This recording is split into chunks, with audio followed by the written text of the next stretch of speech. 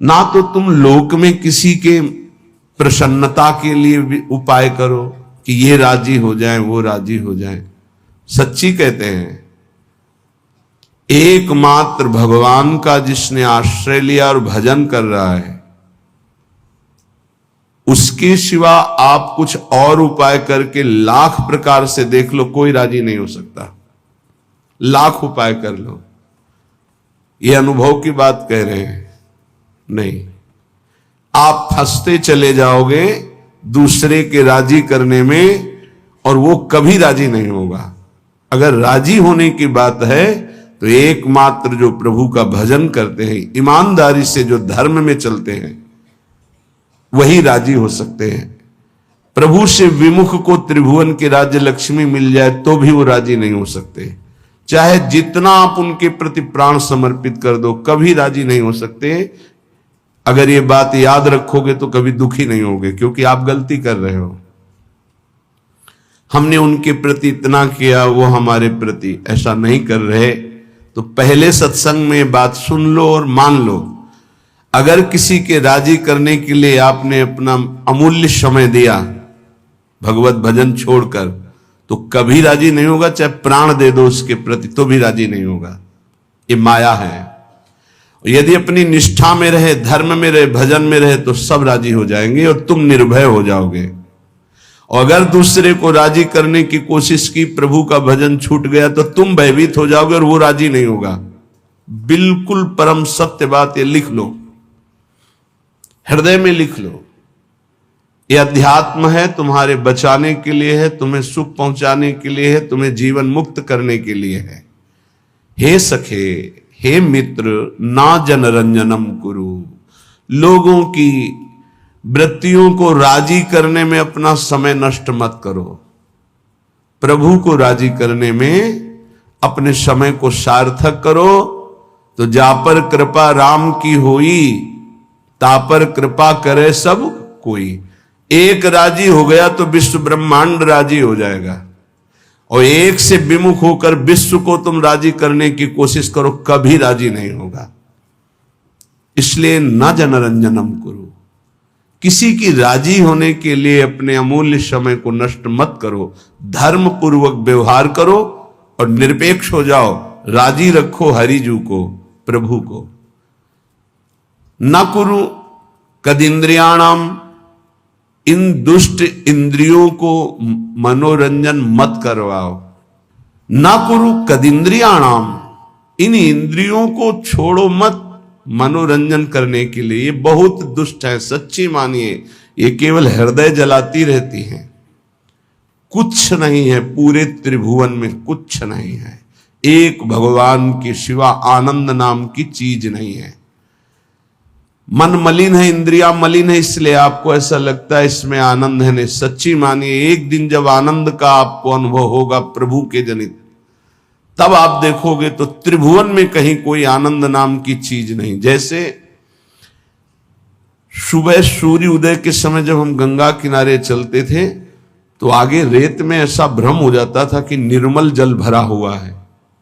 मरुभूमि में रेत में ऐसा लगता था निर्मल जल भरा हुआ है। पर जब ये लगता कि अब रास्ता बदलें, पर लगता चलो आगे तक चलते हैं, और जब जाती तो रेत मिलती तो लगता यहां तो जल दिखाई दे रहा था। सूर्य की किरणों से मरुभूमि में जल का भ्रम हो जाता है, तो मृग दौड़ता हुआ मर जाता है, लेकिन उसकी प्यास नहीं बुझती। ऐसे ही मेरी इंद्रियां, मेरा मन इन दिखाई देने वाले सुखों में महान दुख है, ये जान नहीं पाती, और इनके भोगने में पूरा जीवन नष्ट कर देती। मनोरंजन, केवल मनोरंजन। मन 5 ज्ञानेंद्रियों के साथ भोगों में रंजन कर रहा है। कह रहे हे सके ना कुरु कदिंद्रियाणाम। इन इंद्रियों को मत छूट दो, नहीं तुम्हारे जीवन को नष्ट कर देंगी। सदा विधेय बहुगंजनम। जैसे बने वैसे इनकी विषयों से प्रीति को तोड़ दो।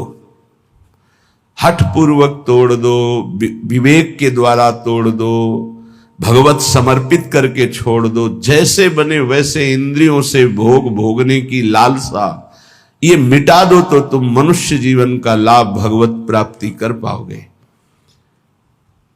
विधेहि बहुगंजनम, बहुगंजनम जैसे बने तुमसे वैसे हठपूर्वक ज्ञान के द्वारा, भक्ति के द्वारा जैसे बने बचो, इन गंदी चेष्टाओं से बचो। ये मन इंद्रियां बहुत ही दुष्ट हैं, बहुत ही फुसलाकर पता नहीं चलता कि हमसे गलत करवा रही हो, गलत करवा देती है। हंसते हंसते खेलते खेलते अपराध बन जाता है, मन मलिन हो जाता है। पक्का समझ लेना, पहले उत्साहित करते हैं फिर ये डराते हैं। पूरे जीवन डर में जीना पड़ता है उसको जो अधर्माचरण करता है। कल्पनात्मक भय, सामाजिक भय, भागवतिक भय, कर्म का भय उसे दंड देता रहता है, तभी वो डिप्रेशन में पहुंच जाता है। बिना पाप कर्म के डिप्रेशन नहीं होता, ध्यान रखना। हमसे जब अशुभ कर्म हो जाते हैं और मेरा मन मलिन हो जाता है, तब चिंता, भय, शोक इनकी हो, ऐसे क्रम बाई क्रम, कभी चिंता में डूबा हुआ है, कभी शोक में डूबा हुआ है, कभी कल्पनात्मक भय में डूबा हुआ है। वही मन जिसने इंद्रियों को उत्साहित करके पाप कर्म कराया, वही पूरे जीवन दंड देता है। इसलिए सदा विधेहि बहुगंजनम, हे मित्र जैसे बने वैसे, पापाचरण ना होने पावे, इंद्रियों के मनोरंजन में फंसकर अपने जीवन को नष्ट मत करो। ये बहुत दुर्लभ देह है, इससे भगवत प्राप्ति कर लो। प्रणय भंजनम सर्वतः, किसी से भी आसक्ति ना होने पावे, किसी से भी ममता किसी से ना होने पावे। प्रीति करो सबसे, सब जीवन सो प्रीति, रीति निबाहत आपनी, श्रवण कथन परतीति, यह जो कृपा हरिवंश की। प्रियालाल के यश कीर्तन, यही हमारे जीवन। वाणी से उनके गुणों का कीर्तन, नाम का कीर्तन, श्रवणेन्द्रिय से उनके यश का श्रवण, नाम का श्रवण, और सबसे प्रेम का व्यवहार। ममता नहीं, ममता होती देह भाव से और प्रेम होता है भगवत भाव से। मां में, पिता में, पत्नी में, पुत्र में, सब में भगवत भाव करो। ये भगवत भाव आपको जीवन मुक्त कर देगा। और ये केवल कोरी भावना ही नहीं है, सब में भगवान है। जैसे जितने भी यंत्र चल रहे हैं ये सब एक बिजली से चल रहे हैं, पर उसका यंत्र के कारण प्रभाव अलग अलग है। वही बिजली जब बल्ब में गई, हाइलोजन में गई, तो प्रकाश बन के चमक रही। वही बिजली पंखा में हवा कर रही, एसी में ठंडा कर रही, फ्रिज में और ठंडा कर रही है, हीटर में गर्म कर रही। बिजली के ये गुण नहीं है, ये यंत्रों के गुण हैं। बिजली तो एक रस्म में जा रही है। ऐसे कोई पाप कर रहा है, कोई अच्छे स्वभाव का है, कोई बुरे स्वभाव का है, ये सब शरीर और करण, इनके प्रभाव से परमात्मा तत्व निर्लेप सब में धारा की तरह प्रवाहित हो रहा है। जैसे हर यंत्र में बिजली ही बिजली है, पर उसका प्रभाव अलग है, ऐसे ही स्वभाव अलग है। परमात्मा सब में समान रूप से विराजमान है। हमें उस परमात्मा तत्व को मान करके प्रीति करनी। भक्त मान करके जानता है और ज्ञानी जानकर मानता है, बात एक ही होती है। ज्ञानी बहुत बुद्धि प्रधान होता है, इसलिए पहले वो तर्क के द्वारा उस तत्व को जानता है, तब मानता है। और भक्त भाव प्रधान होता है, हृदय प्रधान होता है, इसलिए तत्काल मानता है और मानकर जान जाता है। श्रीपाद कह रहे प्रणय भंजनम सर्वता, ममता किसी से ना होने पावे, सबसे भगवत भाव से प्रीति करो। हठम ना करो, मेरी बात मान लो, हठ करके हमारी आज्ञा का उल्लंघन मत करो। श्रीपाद कह रहे बड़े कृपालु हैं महापुरुष जन। हठम ना करो, बंधने बंध जाओगे अगर मेरी बात नहीं मानोगे। श्रुतम कलत्र मित्रादि के बपुर्व्यय समीहया निवस वत्स वृंदावने। ए भाई, ये बपुर, ये शरीर, इसकी पत्नी, इसके पुत्र, इसके पिता, इसके माता, इसके भाई, इसके रिश्ते, इसके नाते, ये सब माया के बंधन है। अगर उनमें भगवत भाव नहीं करते हो तो तुम्हारा जीवन इसी मोह ममता में फंसकर नष्ट हो जाएगा। अगर भगवत भाव करते हो तो नाथ सकल संपदा तुम्हारी, मैं सेवक समेत सुत नारी। नाम जप हो रहा, धर्म पूर्वक कर्तव्य का पालन हो रहा, सब में भगवत भाव, आपका अंतिम परिणाम भगवत प्राप्ति ही होगा, पक्का समझ लीजिए। मनुष्य जीवन का परम लाभ निश्चित प्राप्त होगा। तो कह रहे हठ करके इनमें आसक्ति मत करो, इनमें देह भाव मत लाओ, भगवत भाव लाओ। तो हम कैसे लावें? तो बोले आओ श्रीधाम समीहया निवश वत्स वृंदावने, अय वत्स, अय प्यारे, अय पुत्र, अय मित्र, तुम वृंदावन आ जाओ। वृंदावन में तुम्हें रसिकों का संग मिलेगा और उस संग के प्रभाव से तुम सबसे प्रेम करो, लेकिन ममता किसी से मत करो, आसक्ति किसी से मत करो, मोह किसी से मत करो, खूब नाम जप करो। इसी जन्म में तुम्हें अनेक जन्मों के पापों का जो तुम्हारा संचित भंडार है वो सब भस्म करने का अवसर है। इसी जन्म में तुम्हें जो नवीन कर्म पाप बन गए हैं उनको नष्ट करने का सामर्थ्य है, अधिकार है। अगर चूक गए तो सब भोगने पड़ेंगे और अधिकार खत्म हो जाएगा। आप नवीन कर्म नहीं कर सकते किसी भी योनि में, किसी भी योनि में इतना अधिकार नहीं कि नवीन कर्म कर सके। ये केवल मानव योनि में है। ये कृपा होती जब विपत्ति आती है, प्रतिकूलता आती है। जब इस जीवन में प्रतिकूलता आई तो लगा पता नहीं कब प्राण निकल जाए। प्रारंभ में तो चतुरासी जी का गायन और चतुरासी जी का मानसिक गायन, मानसिक बार बार लगभग 1.5 घंटा में मानसिक हो जाती चतुरासी जी। मानसिक बैठे चल रहे जो जो प्यारों से लेकर आज हुआ देखिए तो प्यारी रंग भरी, फिर उल्टा चतुरासी जी आज हुआ देखिए तो प्यारी रंग भरी, छाण दे माननी मान मन धरी, नागरता की रास किशोरी, वृषभानु नंदिनी मधुर कल गावे। उल्टा ऐसे श्रीमद चतुरा पूरा रमा दे। तो जानते उसका परिणाम क्या होता है? चतुरासी जी गा नहीं रहे, वो चल रहे। जैसे मंत्राकार वृत्ति ऐसे चतुरासी जी में भगवदाकार वृत्ति, एक एक अक्षर में श्यामा श्याम है। आप सच्ची मान लीजिएगा। सेवक जी महाराज देख रहे हैं, बड़े बड़े रसिक महापुरुष देख रहे हैं, कह रहे हैं श्याम श्यामा प्रगट प्रगट अक्षर निकट प्रगट रस स्रवत अति मधुर बानी, सोज बानी रसिक नित्य निस्दिन रटत कहत और सुनत रस रीति जानी, ताहि तजी और गाऊं कबहू न कछु प्राण रमि रही हरिवंश बानी। आप देखिएगा निहाल हो जाएंगे। वाणी जी के गायन, वाणी जी का चिंतन, वाणी जी का बार बार पद दोहराना। हम कह रहे हैं और पद नहीं याद, एक कोई पद याद कर लो, उसी को जैसे हम मंत्र 108 बार जपते हैं उसी को आप बार बार कीजिए। देखिए आपके अंदर कैसा आनंद और कैसा प्रकाश होता है प्रेम का। चतुरासी जी चतुरासी जी चतुरासी जी, आचार्य कृपा से, इष्ट कृपा से ऐसी हमको अमोघ वस्तु मिल गई है। बस पाए रतन चिन्हो नहीं दीन्हो करते डार।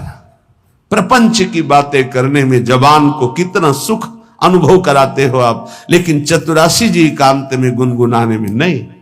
अगर हमें आचार्य कृपा से विरक्त मार्ग मिला है या वैष्णव धर्म मिला है तो हम उसमें अपनी वृत्तियों को समर्पित करें। हमारे पास ये बहुत बड़ी सामग्री मन को वश में करने के लिए।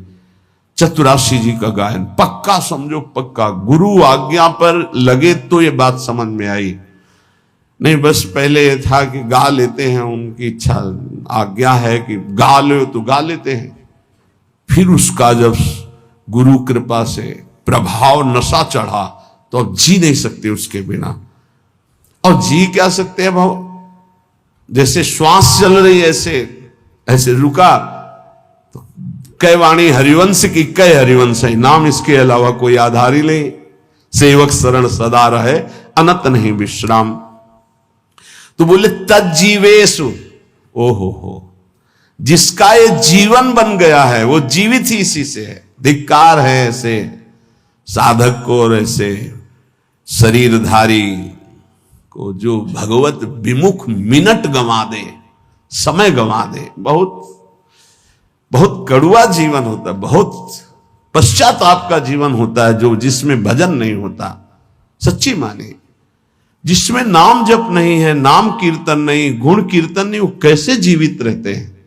यही एक बार किसी ने कहा कि भजन नहीं होता है, तो हमने कहा होता फिर क्या है?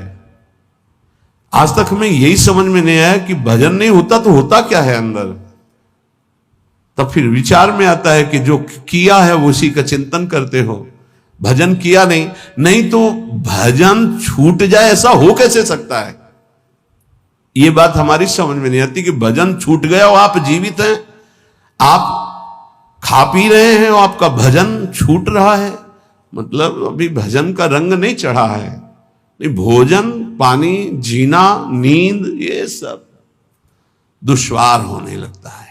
भजनानंदी का भजन ही जीवन, तज्जीवेशु, वो जीता ही इसी से है। ललिता ललित बजावत बीना, गुण गावत सोई जीवन जीजे। इस बात को आप पकड़ लीजिए। 10 वर्ष गुरुदेव भगवान के समीप रहकर उनकी चेष्टाओं को, एक एक चेष्टाओं को बहुत गंभीरता पूर्वक, क्योंकि महापुरुषों का संग पहले से होता रहा, ज्ञानी महापुरुषों का, तो एक एक चेष्टाओं को देखा। एक मिनट भी गुरुदेव कभी, एक मिनट भी कभी प्रियालाल से बिलक नहीं। प्रसाद पा रहे हैं तो दृष्टि कहीं और है, पता चल रहा है। प्रसाद पा के टहल रहे हैं तो लताओं की तरफ से देख रहे, गुनगुना रहे हैं, बस ऐसे अंगुलियां ऐसे ऐसे हो रही, पद चल रहा है। अगर मौन में है, गले में हरकत हो रही, यहां मंत्र चल रहा है एक क्षण के लिए भी।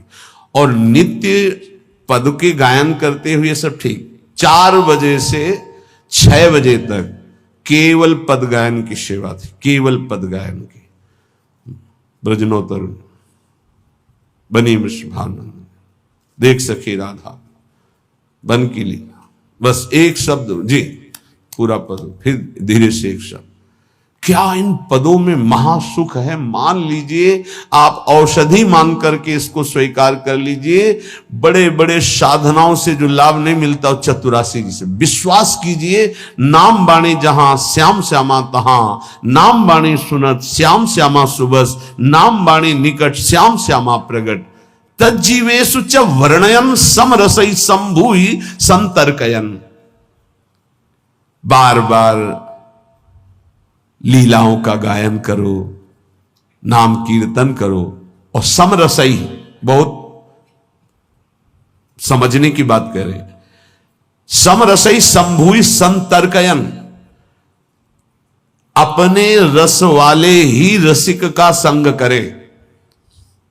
समरसई संभूय संतर्कयन, तर्क का त्याग करके अपने ही रस के रसिक का संग करें। और सब संतों की हम सेवा करेंगे, सब संतों को प्रणाम करेंगे, सब संतों के भाई वचन निकल रहे हैं सुनेंगे, लेकिन अंदर से हम मानेंगे और उस पर आचरण उतारेंगे तो अपने रसिक गुरुदेव के वचन। सम रसई इष्ट मिले और मन मिले, मिले भजन रस रीति। ये बहुत पकड़ने की बात है। आगे कह रहे संतर्कयन। काचे धर्मी प्रकरण में श्री सेवक जी महाराज कह रहे हैं कि जो कच्चे हैं, अभी पके नहीं हैं, जिनमें कचाई है, वो कैसे होते हैं? बोले श्री हरिवंश धर्मिन के संग आगे ही आगे जो रीति बखानत, आपने जान कहे जो मिले मन उत्तर फेर चवगुण ठानत। जाके बैठ गए। अब वो रसिक महापुरुष कृपा करके कुछ बोलना चाहते तो आगे ही आगे श्री हरिवंश धर्मिन के संग आगे ही आगे जो रीति ऐसे से ऐसा ऐसे से, और वो फिर चुप हो गए। वो कृपा करके आपको अमृत देने जा रहे थे, आप बीच में तर्क करके आपने उस अमृत की धारा को रोक दिया, तुम्हारा दुर्भाग्य। बोले कच्चे होते हैं, ये पक्के रसिक नहीं है, कच्चे रसिक हैं। क्या वो एक शब्द बोले या 4 शब्द बोल दिए, ये दिखाने के लिए कि हम बहुत विद्वान हैं, आप जो बोलना चाहते हैं उससे आगे भी हमको ज्ञान है, लेकिन आपको ये पता नहीं कि आपको केवल शब्दों का ज्ञान है, वो शब्दों में डूबकर उसका साक्षात्कार किए हुए हैं। उनको बोलने दो। वो जब शब्द बोलेंगे तो तुम्हारे हृदय में